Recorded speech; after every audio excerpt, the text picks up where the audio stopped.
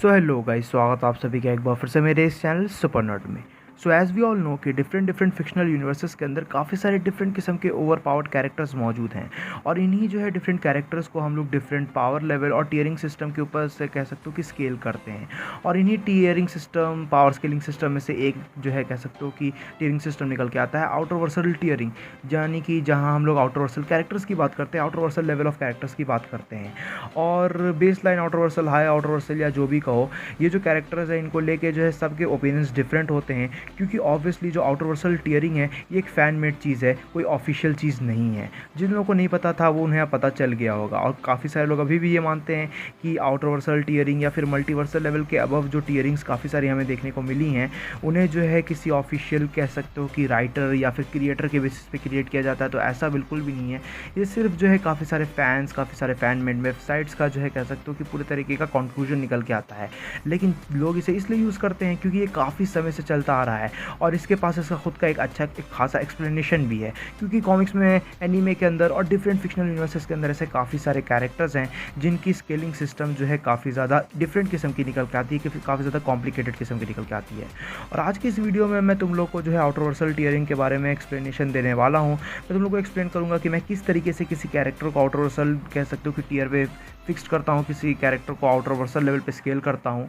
और कुछ miss calculation भी है कह सकते हो कि स्टीयरिंग को लेके, क्योंकि काफ़ी सारे लोग जो है डिफरेंट थ्योरीज बनाते हैं आउटर वर्सल टीयरिंग को लेके, तो उसे भी मैं इस वीडियो में एक हद तक डिस्कस करने की कोशिश करूँगा। So without wasting any more time, चलिए शुरू कर लेते हैं आज के इस अमेजिंग वीडियो को। अब आउटर वर्सल होने का मतलब क्या होता है? आउटर वर्सल होना का मतलब हुआ कि अपने पर्टिकुलर कॉस्मोलॉजिकल यूनिवर्स, अपने फिक्शनल यूनिवर्स के कह सकते हो कि डायमेंशनैलिटी को पूरी तरीके से ट्रांससेंड कर देना। वैसे कैरेक्टर्स जिन्हें हम लोग आउटर वर्सल बीइंग्स कह सकते हैं, वो कैरेक्टर्स बड़े ही ईजिली जो है अपने पर्टिकुलर कॉस्मोलॉजिकल कह सकते हो यूनिवर्स के अंदर, अपने फिक्शनल यूनिवर्स के अंदर मौजूद हर रियल्म्स और डायमेंशन को ईजिली ट्रांससेंड कर सकते हैं और कह सकते हो कि उनके स्ट्रक्चर को डिस्ट्रॉय और रिक्रिएट कर सकते हैं। अब इसका मतलब ये बिल्कुल भी नेसेसरी नहीं है कि वो सभी कैरेक्टर्स जो अपने पर्टिकुलर यूनिवर्स के मल्टीवर्सल रियल्म के बाहर एग्जिस्ट करते हों या मल्टीवर्स के बाहर एग्जिस्ट करते हों वो आउटर वर्सल हों, या वैसे कैरेक्टर्स जो स्पेस और टाइम के आउटसाइड एग्जिस्ट करते हों। क्योंकि फैंडम वेबसाइट के डेफिनेशन को लेके बहुत से लोग इसी चीज़ को कह सकते हो कि सामने ला के रखते हैं और बहुत से लोग ये मानते हैं कि वैसे कैरेक्टर्स जिनके पास हाई किस्म के क्वांटिफिकेशन के कह सकते हो कि स्पिरिचुअल रियल्म्स वगैरह को डिस्ट्रॉय करने की कैपेबिलिटी होती है, रिक्रिएट करने की कैपेबिलिटी होती है, वो आउटर वर्सल लेवल पे स्केल किए जाते हैं। लेकिन फैंडम का लॉजिक भी बहुत ही ज़्यादा अजीब है, क्योंकि इनके अकॉर्डिंग मल्टीवर्सल लेवल और सुप्रीम बीइंग लेवल के बीच में सिर्फ 3 ही लेवल एग्जिस्ट करते हैं, जो है कॉम्प्लेक्स मल्टीवर्सल, हाई हाइपरवर्सल या फिर हाइपरवर्सल जो भी कहो, और आउटर वर्सल। तो बेसिकली इनके हिसाब से मेगावर्सल, ओमनीवर्सल या मेटावर्सल लेवल पे ये किसी कैरेक्टर को स्केल नहीं करते हैं। वो चीज़ बिल्कुल डिफरेंट है। मैं फ्यूचर पे किसी पर्टिकुलर वीडियो में इस चीज़ के ऊपर बात करूँगा कि किस तरीके से जो है फैन में डिफरेंट टीयरिंग्स मौजूद हैं हमारे कह सकते हो कि वेबसाइट्स वगैरह के ऊपर। लेकिन अभी मैं फैंडम के ही लॉजिक के हिसाब से तुम लोग को बताने की कोशिश करता हूँ कि ये लोग किस तरीके से आउटर वर्सल टीयरिंग को हमारे सामने रिप्रेजेंट कर रहे हैं। बेसिकली हम लोग यहाँ पे डीसी यूनिवर्स का जो है एग्जांपल ले सकते हैं। हमें पता है कि डीसी के जितने भी यूनिवर्सेस हैं वो खुद में ही इन्फानाइट है। ये चीज़ कॉमिक्स में मल्टीपल टाइम जो है कंफर्म हो चुकी है। यानी कि अगर हम डीसी के किसी एक सिंगल यूनिवर्स की भी बात करें तो वो जो है स्पिरिचुअली पूरी तरीके से इन्फानाइट है और टेम्परल डायमेंशनैलिटी जो है कह सकते हो कि कंसिस्ट करता है।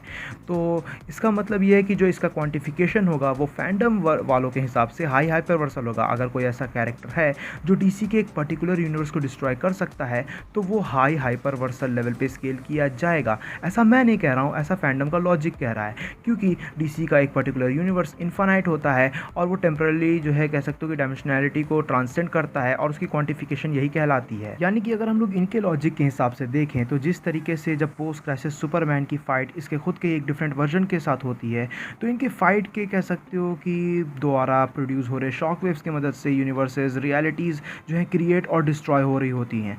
तो क्या इसका मतलब पोस्ट क्राइसिस सुपरमैन हाई हाइपरवर्सल हुआ?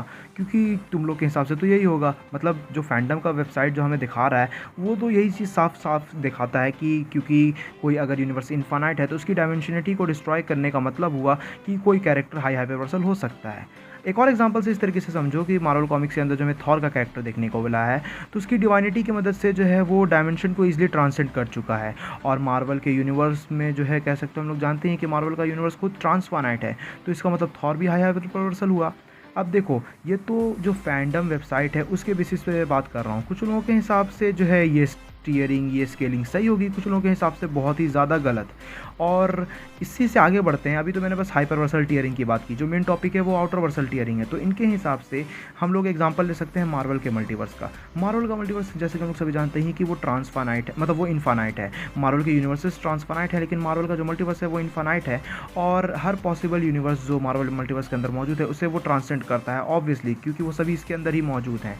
तो इसकी जो क्वांटिफिकेशन होगी, जो डायमेंशनैलिटी होगी, वो आउटरवर्सल टीयरिंग के बेसिस पे देखी जाएगी। यानी कि अगर कोई ऐसा कैरेक्टर है जो मार्वल मल्टीवर्स को कंप्लीटली डिस्ट्रॉय कर सकता है, रिक्रिएट कर सकता है, तो वो कैरेक्टर आउटरवर्सल होगा इनके ओपिनियन के हिसाब से, इनके लॉजिक के हिसाब से।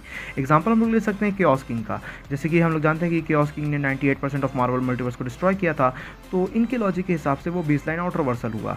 अब देखो, कुछ लोगों के लिए ये चीज़ें सेंस बना रही होगी, कुछ लोगों को ये चीज़ें हद से ज़्यादा गलत लग रही होंगी। अभी मैं आगे अपने ओपिनियंस भी तुम लोगों के साथ शेयर करूँगा कि आखिर यहाँ पे देखो प्रॉब्लम क्या आती है।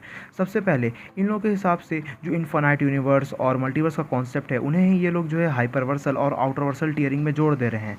तो फिर उन कैरेक्टर्स, उन कह सकते हो कि कैरेक्टर्स के बारे में क्या, जो कैरेक्टर्स खुद जो है मार्वल और डीसी के मल्टीवर्स के बाहर एग्जिस्ट करते हैं, वैसे कैरेक्टर्स जो मार्वल और डीसी के अंदर जो मल्टीवर्स मौजूद है उसके बाहर जो रियल्म्स हैं उन्हें ट्रांसेंड करते हैं या उस पर्टिकुलर रियल्म का पार्ट हैं। हम लोग मार्वल का एग्जांपल लेके चलते हैं। मार्वल मल्टीवर्स के बाहर, उससे बियॉन्ड और उससे कह सकते हो कि ट्रांसेंड करने वाले काफ़ी सारे रियल्म्स हैं। मार्वल ओवर स्पेस हो गया, nexus of all realities, Marvel Omniverse, Marvel outside, mystery और ना जाने कितने रियल्म्स होंगे जो कह सकते हो कि एक हद तक मार्वल के मल्टीवर्स को भी ट्रांसेंड करते हैं। तो यहाँ जो कैरेक्टर्स लाइक करते हैं, इन्हें तुम कहाँ स्केल करोगे? क्योंकि तुम लोगों के हिसाब से तो जो मार्वल का मल्टीवर्स है वो इनफाइनाइट है और वो जो है सभी पॉसिबल यूनिवर्स को ट्रांसफाइनाइट कह सकते हो ट्रांसेंड करता है, जो यूनिवर्सेस ट्रांसफाइनाइट हैं। तो उस बेसिस से मार्वल का मल्टीवर्स का डिस्ट्रक्शन एक आउटरवर्सल कह सकते हो फीट होगी। तो इन कैरेक्टर्स के लिए क्या कोई अलग से लेवल निकल के आएगा? तो ये सच में कह सकते हो कि बहुत ही ज़्यादा कंफ्यूजिंग चीज़ निकल के आती है, क्योंकि ऑब्वियसली डीसी हो, मार्वल हो या कोई डिफरेंट फिक्शनल यूनिवर्सेस हो, काफ़ी सारे ऐसे फिक्शनल यूनिवर्सेस हैं जिनमें जो है मल्टीवर्स से भी ज़्यादा बड़े रियल्म्स एग्जिस्ट करते हैं। तो जब बात आती है उस लेवल पे जो कैरेक्टर्स लाइक करते हैं, उन कैरेक्टर्स की टीयरिंग की, तो उन कैरेक्टर्स को हम लोग कहाँ टीयर करेंगे? क्या उनके लिए कोई नया लेवल निकल के आएगा? इनका लॉजिक कह सकते हो कि इन्हीं के ऊपर हावी पड़ रहा है और इन्हीं को जो है लपेट ले रहा है। मतलब मैं ये नहीं कह रहा हूँ कि इनका लॉजिक पूरी तरीके से गलत है, लेकिन एक बेसिस से अगर देखा जाए तो एक टाइम पे ये चीज़ सही थी, लेकिन उसके बाद से देखा हो तो मार्वल, डीसी और different comics, different fictional universes के अंदर जो उनकी कॉस्मोलॉजी को चेंज किया जाता है और काफ़ी सारी चीज़ों के अंदर जो है चेंजेस लाए जाते हैं। एक टाइम पे मार्वल का यूनिवर्स भी इनफाइनाइट नहीं हुआ करता था, लेकिन आज के टाइम पे ये ट्रांसफाइनाइट है। तो उस बेसिस से अगर देखा जाए तो ऐसे काफ़ी सारे रियल्म्स हैं जो मल्टीवर्स को ट्रांसेंड करते हैं। तो वहाँ जो कैरेक्टर्स लाइक करेंगे, या वैसे कैरेक्टर्स जो मल्टीवर्स को ट्रांसेंड करके उसके अबव वाले जो रियल्म्स हैं, जैसे कि ओमनिवर्स हो गया या फिर कोई डिफरेंट रियल्म, उन्हें जो ट्रांसफाइनाइट कर रहे हैं, उन्हें जो ट्रांसेंड कर रहे हैं, उन्हें तुम कहाँ पे स्केल करोगे? और अगर देखा जाए तो इनके लॉजिक के हिसाब से तब तो ओमनीगॉड, गोगिटामा, एलियन एक्स और किंग थॉर जैसे कैरेक्टर्स भी आउटरवर्सल हो गए बड़े आसानी से। अब तुम लोग सोच रहे होगे कि क्यों इतना पका रहा है, तेरा हिसाब क्या कहता है? तेरे हिसाब से कोई कैरेक्टर आउटरवर्सल कैसे हो सकता है? तो अगर तुम लोगों ने ध्यान दिया होगा तो ये चीज़ मैंने वीडियो के स्टार्टिंग में ही बता दिया था, लेकिन मैं एक बार फिर से रिपीट करता हूँ और इस बार तुम्हें मैं अच्छे से समझाने की कोशिश करूँगा कि अगर मैं किसी कैरेक्टर को आउटरवर्सल कहूँगा या आउटरवर्सल टीयरिंग के बेसिस पे उसे आउटरवर्सल लेवल पे स्केल करूँगा, तो वो किस बेसिस से होगा? बेसिकली वैसे कैरेक्टर्स, मेरे हिसाब से वैसे कैरेक्टर्स जो कह सकते हो कि अपने कॉस्मोलॉजी के अंदर मौजूद सभी इनफाइनाइट डायमेंशनल लेयर्स, डायमेंशनैलिटी को जो है ट्रांसेंड करें, वो कैरेक्टर को हम लोग आउटरवर्सल कह सकते हैं, जो कंप्लीटली स्पेस और टाइम को ट्रांसेंड कर सकते हैं, हाईएस्ट रियल्म को ट्रांसेंड कर सकते हैं। वैसे कैरेक्टर्स, सीधे सीधे कहा जाए, वैसे कैरेक्टर्स जो अपने पर्टिकुलर यूनिवर्स, अपने फिक्शनल यूनिवर्स के सुप्रीम गॉड के नीचे लाई करते हैं। यानी कि इन कैरेक्टर्स की ऑब्वियसली जब स्ट्रेंथ, स्पीड और ड्यूरेबिलिटी की बात होगी तो लिटरली इररिलेवेंट निकल के आएगा, क्योंकि हम लोग जानते ही हैं कि डिफरेंट फिक्शनल यूनिवर्सेस में, स्पेशली जैसे कि मार्वल और डीसी के ऊपर ही मैं सबसे ज़्यादा बात करता हूँ, तो उन्हीं का एग्जांपल लेके चलते हैं। उनके अगर देखा जाए तो मार्वल और डीसी में मल्टीवर्स से भी ज़्यादा बड़े रियल्म्स हैं, काफ़ी सारे रियल्म्स हैं। तो उन सभी रियल्म्स का कह सकते हो कि उन सभी के बेसिस पे एक कोई ना कोई उनमें से एक हाईएस्ट रियल्म होगा, और वो जो हाईएस्ट रियल्म होगा उस रियल्म में जो कैरेक्टर्स एग्जिस्ट करते हैं उन्हें हम आउटरवर्सल कह सकते हैं। सकते हैं। और क्योंकि इन हमारे मार्वल और डीसी के अंदर काफ़ी सारे इनफाइनाइट डायमेंशंस हैं, जिनमें से कुछ डायमेंशंस जो हैं, कुछ रियल्स जो हैं, कह सकते हो कि मल्टीवर्स से ज़्यादा बड़े हैं, कुछ रियल्स ऐसे भी हैं जो यूनिवर्स के अंदर एग्जिस्ट करते हैं। तो ये जो सभी रियल्स हुए, सभी इनफाइनाइट डायमेंशंस हुए, इन्हें जो कैरेक्टर ट्रांसलेट कर पाएंगे, जो इनके स्ट्रक्चर को, प्लेटोनिक कॉन्सेप्ट को डिस्ट्रॉय कर पाएंगे और रिक्रिएट कर पाएंगे, वो कैरेक्टर्स मेरे हिसाब से आउटर वर्सल हुए हैं। एग्जाम्पल की बात करें तो हम लोग दी एंडलेस, स्कैथन द अप्रूवर, ऑब्लिवियन और परपेचुआ जैसे कैरेक्टर्स को ले सकते हैं। ये कुछ ऐसे कैरेक्टर्स हैं जो मेरे हिसाब से हम लोग आउटर वर्सल, जिन्हें आउटर वर्सल लेवल पे स्केल कर सकते हैं। बट स्टिल अगर तुम्हें ऐसा लगता है कि जो फैंडम का लॉजिक है वो सही है, और तो तब तो अगर देखा जाए तो फिर मेरे हिसाब से इन लोगों के लॉजिक के हिसाब से अगर हम लोग चलें तो मार्वल और डीसी में हज़ारों कैरेक्टर्स होंगे जिन्हें हम लोग आउटर वर्सल बींग्स कह सकते हैं। और जब बात आएगी कॉस्मिक एंटिटीज़ और फिक्शनल रिप्रेजेंटेशंस की, तो उन्हें भी आउटर वर्सल कहोगे। मतलब अगर कोई कैरेक्टर जो है मल्टीवर्स को डिस्ट्रॉय कर रहा है, और क्योंकि मल्टीवर्स की जो क्वांटिफिकेशन है वो इन्फिनाइट डायमेंशनैलिटी को जो है शो करती है, तो इसका मतलब ये थोड़ी हुआ कि जो मल्टीवर्सल बीइंग है, या कहो कि वो बंदा जो मल्टीवर्स को डिस्ट्रॉय कर रहा है, उसके ऊपर कोई कैरेक्टर एग्जिस्ट नहीं कर सकता है।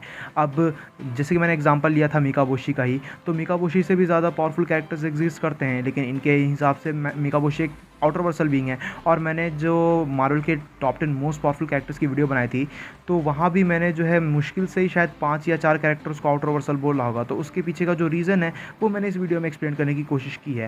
एंड आई होप सो कि तुम लोग को समझ में आ गया होगा कि मेरे हिसाब से आउटर वर्सल लेवल क्या होता है, मैं किसी कैरेक्टर को अगर आउटर वर्सल लेवल पे स्केल करता हूँ तो किस बेसिस से करता हूँ, और जो चीज़ें मुझे फैंडम के वेबसाइट पे दी गई इन्फॉर्मेशन से सही नहीं लगी, उन चीज़ों को भी मैंने पॉइंट आउट करने की कोशिश की थी यहाँ पे। सो गाइज़, ये थी वीडियो आउटर वर्सल टीयरिंग के एक्सप्लेनेशन को लेके। अब यहाँ पे तो मैंने अपना लॉजिक यूज़ कर लिया, मैंने बता दिया कि मुझे क्या क्या चीज़ें सही लगी, क्या चीज़ें सही नहीं लगी। मैं किसी कैरेक्टर को अगर आउटर वर्सल कहूँगा तो कैसे कहूँगा, लेकिन फिर भी अगर तुम्हारे पास तुम्हारा खुद का ओपिनियन है तो तुम नीचे कमेंट्स में ज़रूर शेयर करना। और मैं ऐसा बिल्कुल भी नहीं कह रहा हूँ कि जो मेरा बताया हुआ एक्सप्लेनेशन है वो बिल्कुल 100% सही है। ऑब्वियसली वो गलत भी हो सकता है, और मुझे पता है कि वो गलत हो सकता है। सो फिर भी मुझे जहाँ तक जो फैंडम की चीज़ें गलत लगी वो मैंने तुम लोगों के सामने रखने की कोशिश की। आई होप सो कि तुम लोगों को समझ में आया होगा। वीडियो पसंद आई तो इस वीडियो को अपना थम्स अप देना, अपने दोस्तों के साथ शेयर करना, चैनल को सब्सक्राइब कर लेना। मुझे इंस्टाग्राम, ट्विटर वगैरह पे भी फॉलो कर सकते हो, लिंक्स नीचे डिस्क्रिप्शन में है। मैं मिलूंगा तुमसे ऐसे किसी नेक्स्ट वीडियो में। Till then bye, stay tune, stay awesome.